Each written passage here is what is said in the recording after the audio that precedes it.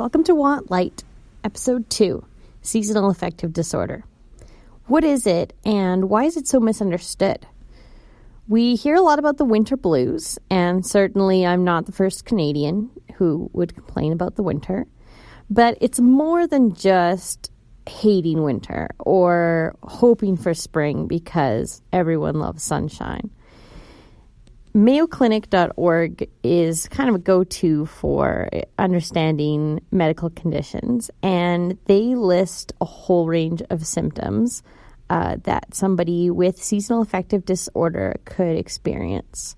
So some of those might be feeling depressed most of the day, nearly every day, so not just once in a while, losing interest in activities you once enjoyed, having low energy, having problems with sleeping, experiencing changes in your appetite or weight, feeling sluggish or agitated, having difficulty concentrating, feeling hopeless, worthless, or guilty, and having thoughts of death or suicide. So, not to be confused with sort of chronic depression that's consistent all year. Seasonal affective disorder, also known as S.A.D, S.A.D, ironically, it's usually something that shows up in the late fall or early winter and starts to fade as the sunnier days of spring set in. So this could also manifest itself the opposite way, with somebody feeling worse during the summer. But basically, it's noticing that the hours of daylight you have really do affect your mood. And it's not even about how sunny it is, but sometimes the length of the days. And we all know that certain places, like way up north, have short days during the winter. And as you go further south, the days get longer until you reach a point on the equator where the days are fairly consistent and there's not a whole lot of difference dawn to dusk during different times of the year. So why do we get people throwing around seasonal affective disorder when it's actually just the winter blues or the blahs or cabin fever? Well, of course, a lot of people hate winter. Not a big deal. But it is kind of a touchy thing when somebody is affected by this to the point where they can't function very well. And especially if it's affecting work or family life, then certainly it's much more than the winter blues. Now, having major depression already, or bipolar disorder, for instance, can exacerbate the symptoms of seasonal affective disorder. So you've got to take these symptoms seriously. With other types, same as other types of depression, can get worse and lead to bigger problems if it's not treated.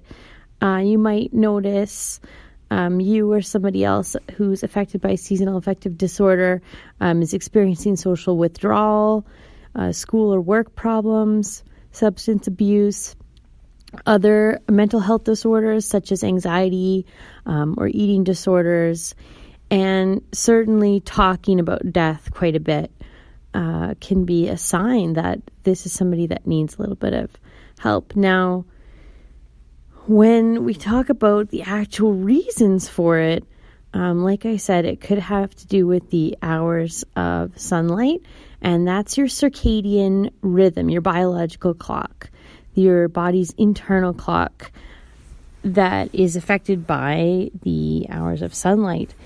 This has to do with your serotonin levels. If you know a little bit about neurology and neurotransmitters, serotonin is super important, and melatonin, which plays a role in your sleep patterns and your mood.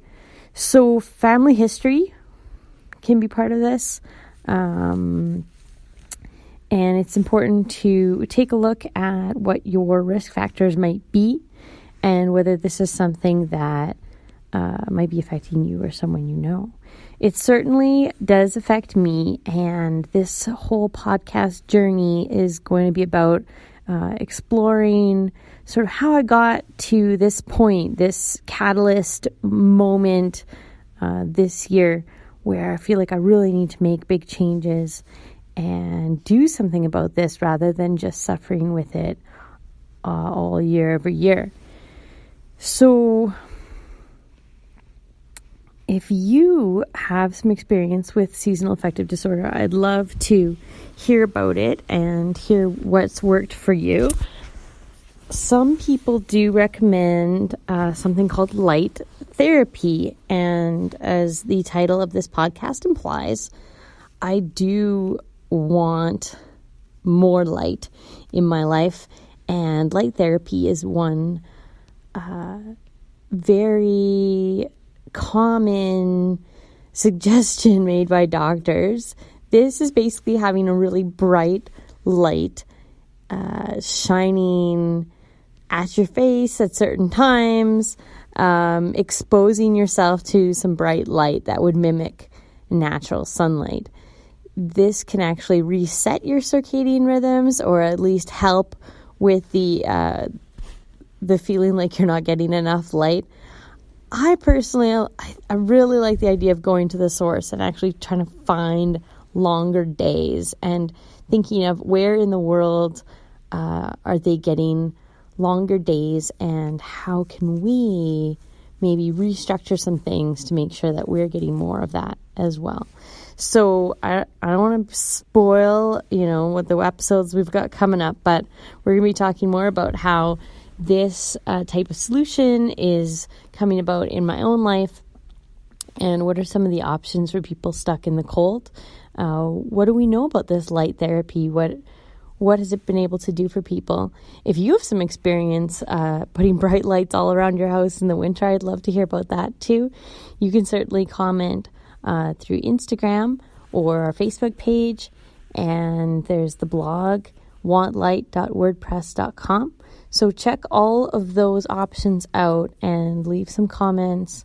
Let me know what you have heard or what's worked for you, and a little bit of feedback is always great. So thanks so much for listening, and we will see you next time on episode 3.